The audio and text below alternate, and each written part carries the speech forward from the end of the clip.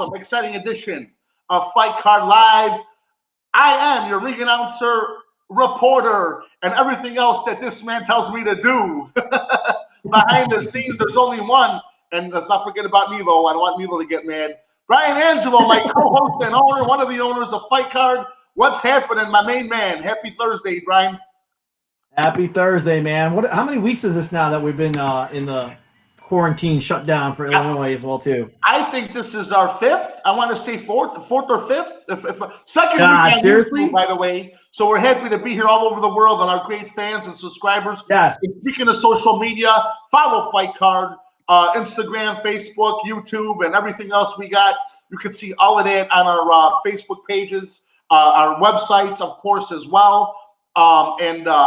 We wish and hope that this Thursday broadcast brings everybody some joy the best we can here, as, of course, we're dealing with everything. We're all in together. And we're going to talk about a little bit about the news right now with all of that. For all our fellow Illinoisans here, Brian, we did see Governor Pritzker 2 days ago, I believe it was, with our 5-step plan to reopen the state. He did say we're on phase 2 of the situation. For those of you who don't know the steps, you could look on any of your local news internet pages or Facebook pages. I follow WGN Channel 9 myself. Of course, anywhere that you can see Governor Pritzker talk on his daily press conferences. So based on that, we don't know how far we'll be to step 4 or 5, where we could gather again with people in attendance for events and gatherings. Of course, we're still on schedule to make up our May 2nd date for June and July. Obviously, Brian, we're going to have to take it from there based on the situation the governor put together for the 5-step plan. Now, other states, this is going to be brought up a little bit later on. Of course, UFC is putting on their show this Saturday. And with no crowd, this and that, other states are allowing these situations.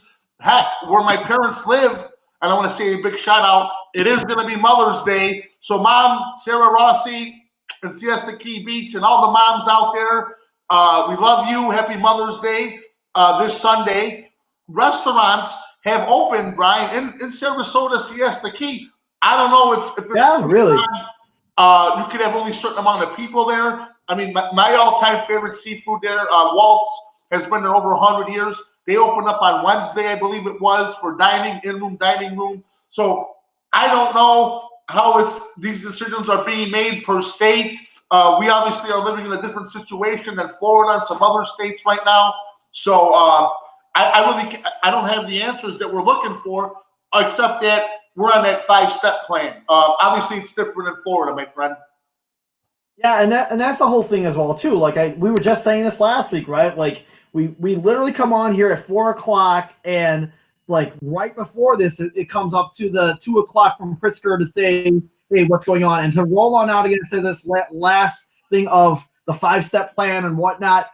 I mean, we're trying, guys. I mean, again, last week, right before we got on the show, we were talking to the state. Right before that, we're still pushing ESF for the June 13th show.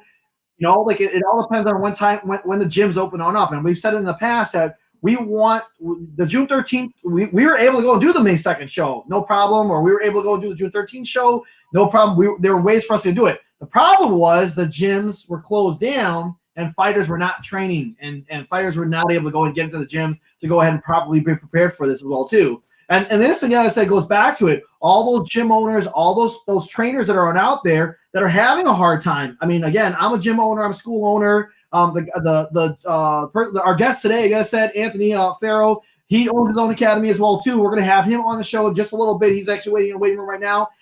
And we want to talk with these guys and find out exactly, you know, how is it affecting them as well too. And you know, Anthony, I think we're going to have him on a little bit, but I think he just opened up his school not too long ago. I want to say maybe under 2 years ago. So consider. Yeah, of course. Also, trainer and coach of our very own matchmaker in the front office there, Cesar Pino, as well. Yeah, exactly. Yeah, he's Cesar's coach as well too. And again, I think Cesar needs a little more coaching. You know what I'm saying? So, love you, Cesar. What's up, brother? So we want to find out exactly, you know, those things with Anthony being being there as well too, because I'm sure he sacrificed a lot to go ahead and open his business. And I said it. I think I said it in the last broadcast with us before FightCard Live. If you are a business owner, it's hard enough, right? To be a martial arts business owner, good Lord, you know what I'm saying? Like it's very difficult to go ahead and do that stuff as well too. So how, what's the steps to get it said to go ahead and do it? I've said it before, man. I'm really hoping that that all the gyms and all of the fitness places and so on too just come back again, and come back strong. So let's go ahead and actually look into it. Boss, and I really mean this, and we had these talks. You are truly, not just for myself, I've heard multiple fighters, gym coaches, trainers, you are truly one of the hardest working men in this business, Brian. And you know what? This whole pandemic, not just about, and Nilo, as far as this is going to go, with the promotion and putting on the shows, but you're dealing also with the whole school situation for your school. Yeah. I mean, so you got a double whammy here with the promotion and your schools, man, and you're trying to make the best out of it, man, So Yeah, and it's totally reinventing, and again, it's totally reinventing yourself to go ahead and transition to what it is. I highly believe that, of doing it, and then again, I said is when it all reopens on up, just we're all stronger. So I try to tell people all the time, just try to roll with the punches, man. That's all that we can go do right now. So let's try to go ahead again. One day at a time and make the best of the situation we're in. So and we hope you've entertained with all our production here, out of the box, as we say, out of the cage. But this is an MMA show. But of course, I like that. I like that line. I like the out of the cage line. That's kind of Of course, for those of you on our Facebook page, I hope you're enjoying our whole special with myself and co-host Terry House from Indiana about the Last Dance Bulls documentary. You can see that every Monday night, 8 p.m. on our Facebook page. And we do our show based on documentary and talk about the awesome documentary brought to you by The Last Dance ESPN. Also, don't forget, all our gamers out there, I'm still in the Warp Zone Super Mario Brothers style. These guys are way ahead of me here. Every Friday night, also on our Facebook page, the gamers are on. I know we've seen Angelo Rivera, the Prince, on there with Caesar and some other guys. Shout out to everybody on Friday nights playing the games. And now, before we get any further, I'm proud to announce you will starting tomorrow at 1 in the afternoon, and when they're going to be scheduled, talking UFC and the breakdown of the card. My own broadcasting colleagues, my great friends, there's only one man who can call it play-by-play. We welcome the professor, Tim Matos, and of course our locker room interview gentleman, of course, talking with the winners and losers after our show. One of the great reporters, Ed Terez, here for Fight. So a big shout out to the professor and Ed, my broadcasting colleagues. So that we're going to be tomorrow, Brian, breaking down the historic first no-crowd UFC show that's going to be going on Saturday. So great to see those guys on FightCard doing some action and talking about the UFC, my broadcasting colleagues. So on that, it's going to be exciting for everybody's been waiting for the MMA to get back, UFC. So we're going to break it down for all you guys, and the two guys that were definitely able to do it the best is Tim and Ed. So we're growing based on everything else going on. I'm going to give you just a little tease. ESPN announced in June the whole Sammy Sosa, Mark McGuire situation that happened in '98. Documentary on that. We're going to discuss that coming up in the future. We're going to discuss that? Is that what's coming up next? It's in the works. Once it airs, it's in the works. There's not going to be. Also, I just seen today all my Bears fans out there. Of course, we just got done with the NFL draft. Now I got to discuss with our production guys, and maybe we can grab some Bears fans. This Friday, 2020, we'll be doing a special on the murder, I just saw it today, of one of the 1985 Bears girlfriend. Okay? I'm going to leave it at that. All you guys want to see the details, look at 2020 ABC on Facebook, and I'm going to see if we can put together. It's going to air this Friday, the show. Maybe by next week sometime we can have a little Bears talk. I'd like to put that together as well. We'll talk through with that as well too. So let's stay with the fight card side of it as well too for right now, and let's get Anthony. Anthony's waiting on the side over here, so we're gonna bring him onto the stream, and let's go ahead and go through for 3, 2, 1, and there you go, Mr. Anthony Ferro. What's How up, are you, guys? sir? Welcome, Mr. Ferro. Good to see you, my friend. Good to see you. You guys hear me? Yes. We can hear you good, man. Yeah. These headphones on. I can't fit the other ones in my ears, so I'm stuck with these alien headphones. Gotcha, man. That's the cauliflower ear issue. Is that what it is? Yeah. Whatever. All right, so we were talking again, as I said, and I appreciate you being a guest on our show here today as well, too, my man. And more or less just kind of going over just how you've been doing, man. Again, I said, I know that. Correct me if I'm wrong about you opening on up Ferro Academy. How long ago did you first start open up the doors there? It's been just under 2 years. Still under 2 years. I mean, now with the months going by, it's tough to keep track. I mean, but yeah, it's been roughly about 2 years that I've been open. It's been tough. Luckily, it got built a lot bigger than I thought it was going to build, because there's no way I would have been able to get through this. There's just no way. It sucks all around for everybody. Like you were saying earlier, with small business owners, for one, suck. Being a gym owner, you multiply that by 100 right now, it seems. Yeah. And that's where we're at right now. Yeah. So let's go back again. I said, so when you first opened the doors, and let's do Shane's plug too. Where exactly is the academy at there, Anthony? Elmhurst. It's 420 North York Street in Elmhurst, Illinois. Oh, nice. You're in a nice fighting town there, brother. Yeah, we were in a little spot on York, and we only lasted a year there. We outgrown that place in about 4 to 6 months, which was unbelievable. Wow, that's awesome.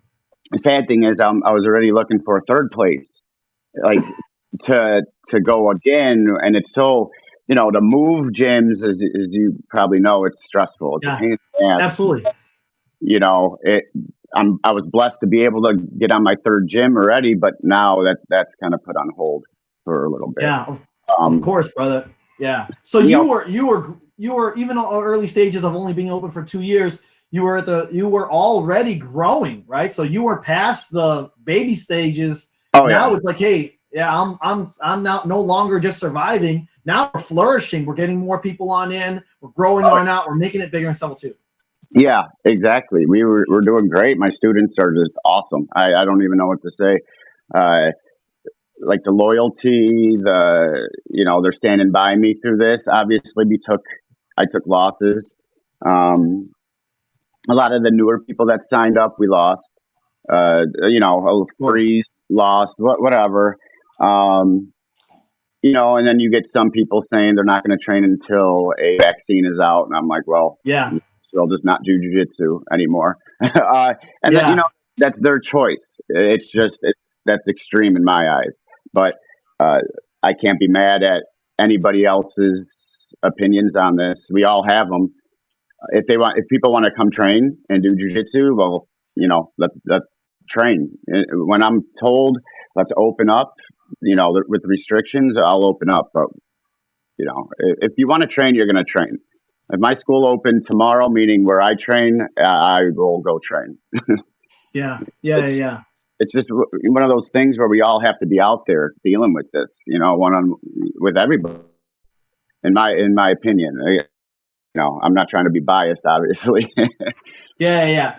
Jay, this is Fight Card Live, brother, and this is what it's all about, right? It's the honest truth, right? It's you speaking out your game. You being a business owner, we're trying to go out and help you guys to continue. You business owners and small business and gym owners of just continue to say, hey, you know what? Once it's all over with and we reopen, we're back and we want to be strong with it. So, so what are you doing right now? Are you doing anything special through the last couple? Joe says it's been about 5 weeks. I think it feels like it's been more than that, but I think I was closed because I competed March 8th, flying all over the country, since January. And this was the third competition I did this year. And right when we got to Texas to compete, like the next day, everything was like shut down. Texas was like, all right, guys, we're like shut down, or we're starting to No shut. shit. Wait. So were you not able to compete that day? We were able to compete. It was just the night on that day. It was crazy. Like they're like, all right, they shut down like this huge rodeo people were telling us about at the airports. They're like, go check out the rodeo. I'm like, I know nothing about rodeos, but then online or on the news they said everything's canceled, and we're like, what the hell is going on here? Like, should we be flying? But we didn't care. We just wanted to compete. We had that goal in mind. So when we came back, you know, it was like 2 days later, and they're like, "You guys got to close." Like everything. No joke. Yeah. So that was my whole thing as well too. Is when you're coming back in, you know, and reopening. Joe, I think I got some feedback from you on your side. If you're all right, all right, good. Yeah, we're good. Okay. Yeah. And so then, so with the gym, with the gym closures through these last couple of weeks, then are you doing anything, you know, like any type of lessons? Are you doing any for me, again, I said I've gone to the virtual classes and so on and so on. I do traditional martial arts, so it's a little bit easier for me to go ahead and actually do stuff like that. Yeah. Being a jiu-jitsu practitioner, jiu-jitsu instructor, They haven't done any of the Zoom stuff. It's, you know, I talk to a lot of students. I have some students that are able to get some work in, you know, that we got home stuff we're doing as well. I'm shooting videos at the gym. I got a YouTube channel, and I do a lot of live rolling, and I try to put it on Instagram nightly, just so people, like my students, everybody as the jiu-jitsu community could watch, watch what we're doing, kind of watch rolling and training every day, because, you know, people don't videotape training all the time. Right. So I'm kind of, you know, where I'd be training stuff in personal lessons and stuff like that, it's out the window. As a community, we all got to come together. I don't care if you don't like a school or you're supposed to be enemies or whatever. It's not about that right now. You all got to come together. Right. Absolutely. Yes. You know, I care about everybody getting past this. I don't want anybody to fail. I don't care if, you know, if I think you're just not a good person in general or not. I'm not worried about that. We all should be, like I said, we all got to be in this together. Fight fans, jiu-jitsu school, anything, traditional martial arts. This is our livelihood. Absolutely. You know, especially mentally. Anthony, once again, welcome to the show, my friend. It's great to have you. Let's talk a little bit about you personally, your little personal life. First of all, thank you for serving our great nation. Former sergeant at the Marine Corps. Anthony, thank you for that, my main man. Let's take it from, was your love for all of this before you reached the military or growing up? Give us a little detail how you started to the position you're right in today with all of this. Well, I'll go all the way till I was like 19. After high school, I started watching. It was UFC. 1, 2. I was watching all the, hoists, and I was like, I would never do this stuff. Like, they're pulling hair, they're kneeing in the nuts, they're eye gouging basically. I'm like, this the tournament days, you know, what was it, 3 times or 4, whatever it was, 3 times. Crazy. I was like, this is barbaric. But at the same time, I was so impressed by Hoist beating guys like, what was a Chemo or Kaimo, or I can't pronounce his name. The guy with the ponytail, he ripped his ponytail off. This big steroided guy against this guy I weighed about 150 pounds. And, you know, he was beating everybody. And that was very impressive because I'm a small guy. You know, I'm not no bodybuilder. I'm not intimidating by just walking down the streets being like, wow, that guy's huge. No, I'm little. So I started watching that, getting excited. At the time, I did want to try jiu-jitsu. At like 22, that's when I went in the Marines. So like 21, I wanted to do jiu-jitsu, but I couldn't afford it. At the time, there were just not a lot of schools out here at all. I don't remember. I think there was a school, I think Brazilian top team I was looking at or something. And that was in the city. You know, it was like a 2-hour commute, 3-hour commute. And I was like, man, I can't afford, I think it was like $200 something a month. And back then I couldn't afford that at the time. So going to the Marines, I did one jujitsu class right before my first deployment in the Marines. I got choked out like 30 times. Didn't know what the hell was going on. They were laughing at me, a bunch of Marines. But I loved it, But then we were told we're deploying in 3 months. So we're like, what's the point for me to start it now? And then I'm just going to be overseas. So I'm not going to be able to. So fast forward 7 months. That was one deployment. I didn't do anything with jiu-jitsu. We were home for 3 months. We went right back to Iraq for another 7 months. So it was back to back. Now, with 2 months left in Iraq, like we were all at the point where we were mentally just not okay. Lifting only did so much for us. We lifted all the time. We didn't care if we were on the road 20 hours. We were going to lift right after that before sleep. But I had a reservist. He was like a blue belt. He was like, let's start some jiu-jitsu out. And I tried it. We got like a group of 6 to 10 people, and we just started like learning some basic stuff and rolling. Amazing. Overseas, this is happening. Correct. Yes. Amazing. What a story. Yeah, and this was in Ramadi, Iraq, where we just threw down mats in the gym, or we went in the sand. Shit. Oh yeah, we didn't care. It was awesome. And my second time I ever rolled there, I got a triangle choke, and I still love that submission to this day. And I was hooked ever since that. And I was obsessed with Chuck Liddell, watching the UFC against I think it was Bob Blue 2 over in Iraq. Right after a mission, I remember we came back like so tired, but they had it on the big screen in the chow hall. I was like, holy shit. So I was watching it. He knocked him out. I was like, this is awesome. So ever since that was it. I haven't stopped. Yeah. It's been, I don't know, the longest I've been out of taking like jiu-jitsu classes has been now, out of 13 years or 14 years of this. So that's how it all started. I never thought I was going to be an instructor one day and own a school, but the love that I have for this is just amazing.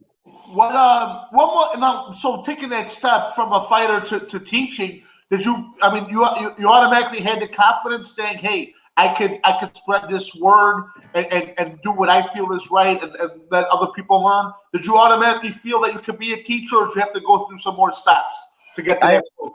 I had to go through steps. I'm still, I'm very dramatic in a way where I'm emotional. So I had a lot of growing up to do, I guess, to say. So as a purple belt, there's no way I was going to be able to have a school with the mentality I had, if that makes sense. So that I had to do a lot of growing. As far as teaching, I just feel like since I was always a small guy, I always had to rely on technique. Always, always, always. And that is what I'm huge about. And I'm, being anti-bully, just all of that I put into this. I'm very big on the girls getting self-defense training, because there's just awesome, all that crap going around where, they're not as strong. Absolutely. Yeah, it's huge. I'm really big on that. I like having the group of girls that are able to defend themselves, because if anything happens on the streets, it's bad enough for guys, but women, kids, they need to know how to protect themselves. So, and I started loving it from day one. I get messages how I saved their lives, how I changed them, and just seeing them grow. That's all I could ask for. I love it. It's amazing. You can't put a price on that. That's just pure heart and affection there. You know what I mean? That's a true. So in a way, you definitely were made to do this based on the responses you're getting, helping and motivating people. I mean, sometimes it's just about doing the physical work. It's about reaching inside and touching and having a bond. And from what we can tell, you're definitely a great person, people person and speaker, and you definitely can reach out to people. Yeah, you definitely begin with the gift, my friend. So that's just pure heart. Excellent. You can't teach that. And you've definitely come off as well too. I mean, like a lot of great fighters have also come through your doors, even before Ferro Academy as well too. Can you name some of those? I mean, I know that you've been around a long time as well too. I know when we took a hiatus and came on back, I think the first time I met you was at the UFC gym over in Lombard. That's when I ran into you. And then I think I even tried to bait you to come on back for one more fight, dude. Did I have that? Knowing you, Brian, probably. You know, we're not going to doubt that one. So. I'm asked about that a lot. Like my students, like, come on, man, one more. You know, Tyler, of course, would love to see me in there. But, you know, I was training MMA and fighting in the days of where my training partners were Christian Uflacker, Gideon Ray, Brian Gassaway at first. Yeah. Monsters. We had the BB, we had Carson BB, Rob Menegaz. We had a bunch of killers, and I just got my ass just beat every day. But then every time I fought, I barely got touched, and I think that was because of just the mauling I took. You know, and Team Toro I was at, just getting demolished. Yeah. It made you tough is what it did, Anthony. So just the broken noses, blood clot, so many injuries, obviously, but back then we trained super, super, super hard. And you know, the thing I see about the newer MMA, not everybody, it's a little more relaxed. It's not as like, if I missed a day of training, I did not feel right about it. Like people would, my coaches wouldn't be happy. They're like, "Oh, you're sore or you don't feel well. Just come on, you got to get in here." You have. And I took it very, very seriously. I was working full time still. I was working 50 hours a week.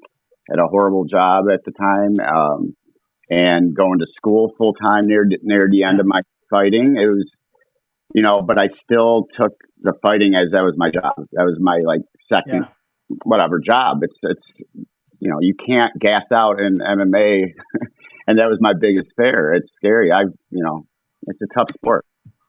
Yeah, obviously. So I do have to ask you, man. You know, like coming back. You know what I'm saying? Like once this is all over with your any plans of changes of instructional wise against the jiu-jitsu? I know you said if you want to learn jiu-jitsu, come on in and learn jiu-jitsu. Are you gonna be, you know, doing something different? I'm gonna have to. It's one of those things where, you know, I try to look at it from both sides. Just especially being a business owner, you have to. You know, at the same time, we can't. It's not like I could really take blame for somebody getting sick.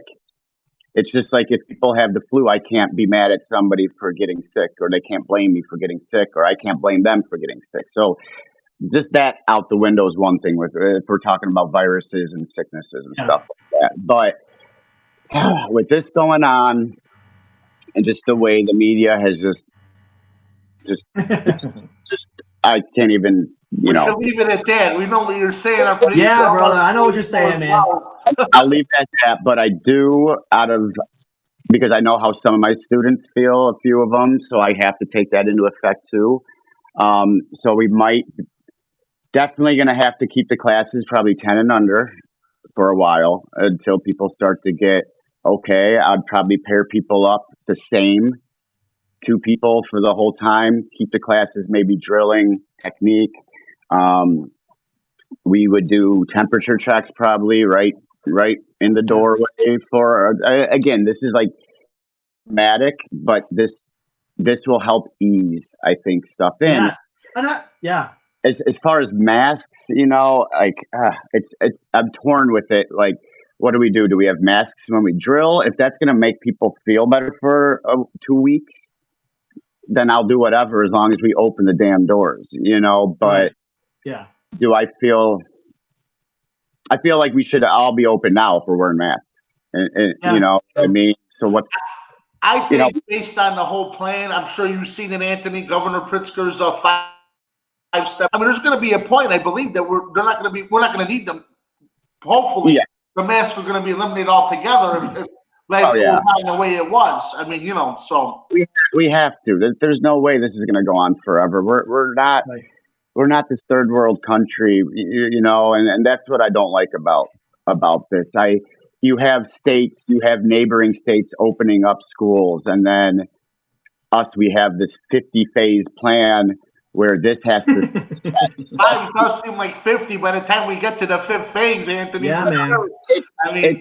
So at that point, a lot of the stuff's going to be underground for one. You know, that's people are going crazy here. This is mentally we need this, but I will be taking precautions because we do have to see what happens when we all absolutely get together. But Yeah. out back-to-back classes, 10 people or less, I'm still shooting videos in my gym, here and there, and we have some people come in, a few people. So it's like, well, what are you going to do? If the cops Right.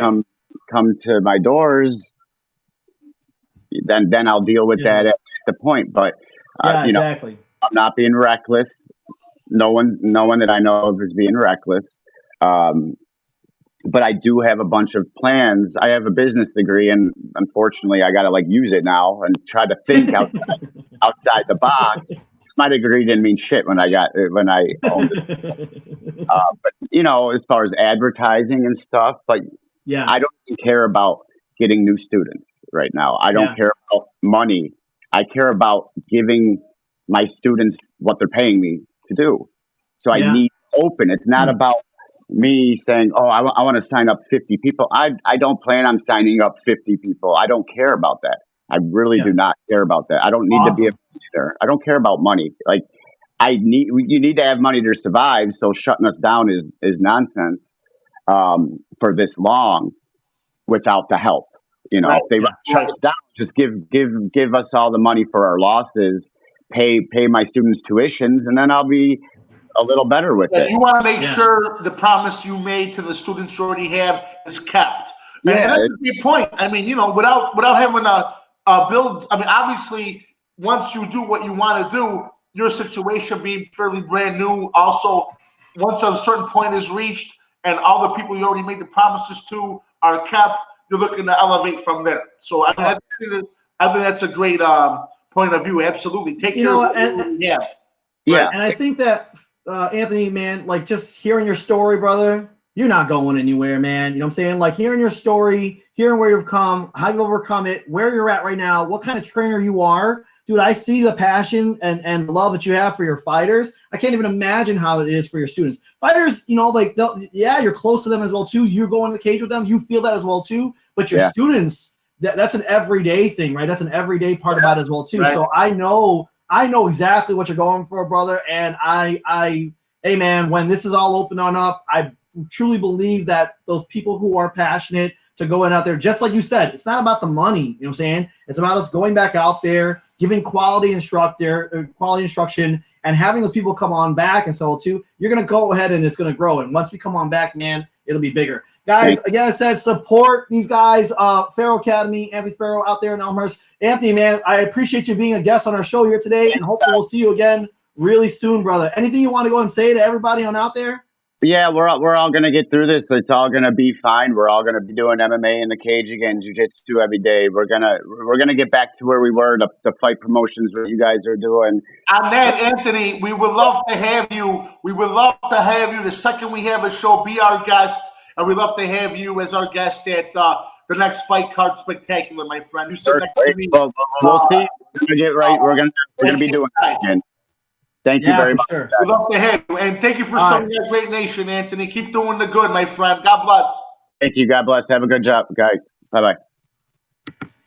All right. So that was Mr. Anthony Ferro, guys. He was our guest here today, again, I said. What a class act, Brian. What an overall wonderful human being, man, for sure. Absolutely. I can honestly say, which sucks. I mean, I only see Anthony, unfortunately, when it's fight time, like on fight weekend or blah, blah, possibly at the weigh-ins, or I'll see him again, said, at the fights.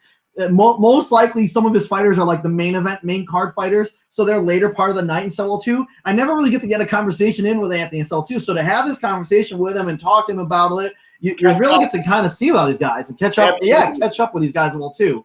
So again, I say it, guys, make sure you guys are supporting these guys, visiting them, as well too over there in Elmhurst. Elmhurst is a great fighting town, by the way, man. Right, for those of you, that's going to be North Avenue in York over there, North and York, right near that area there, not too far off from the intersection. He said he's on York in Elmhurst there. But yeah, Ferro Academy, man, for everybody, kids, adults, women, man, definitely keep your eyes open for all of that awesome stuff from Ferro. Yeah, once they reopen as well, too. We want to go ahead and reiterate, guys, that we are FightCard Live with my man Chicago Joe Rossi, and I am Brian Angelo as well, too. We're here every single Thursday at 4 o'clock, guys. We have the MMA community coming on in and talking real talk, telling it all, again, I said, just how it is of what's going on in the MMA community. And, again, from every single aspect that's on out there, trainers, coaches, fighters as well too. Some of the refs, we have refs on there as well too. So we have a lot of good stuff that's in store with it. Hopefully you guys are enjoying the content. Again, I said, subscribe to our YouTube channel and hit the alert notification so you guys know exactly what's coming up next, because we do always have something cool that's coming on up. Just like my man Joe Rossi just announced as well too. We just started on off this new series that's going to be kicking on off called Breaking Down the Fight Card, which is going to be over any big events. Again, I said, Fight Card entertainment wise, Bellator. It's going to go over UFC. Obviously, the big UFC is going to start kick off this weekend, which is a huge thing as well too, considering it's closed door. And it's been, I think, historic event indeed. Yeah.